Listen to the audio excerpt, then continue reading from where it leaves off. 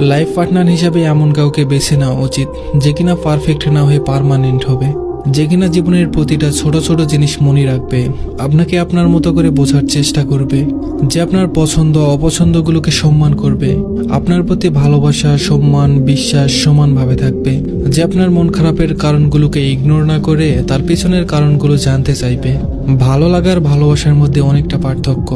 তাই এমন কাউকে খুঁজুন যে কিনা শুধু আপনার রূপ বা শরীরের প্রতি আকর্ষিত না হয়ে আপনার মনটাকে বোঝার চেষ্টা করবে।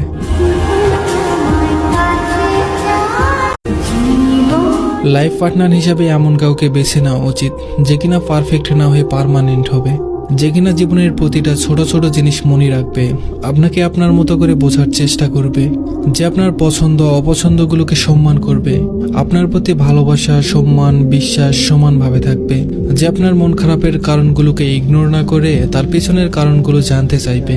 ভালো লাগার ভালোবাসার মধ্যে অনেকটা পার্থক্য, তাই এমন কাউকে খুঁজুন যে কিনা শুধু আপনার রূপ বা শরীরের প্রতি আকর্ষিত না হয়ে আপনার মনটাকে বোঝার চেষ্টা করবে।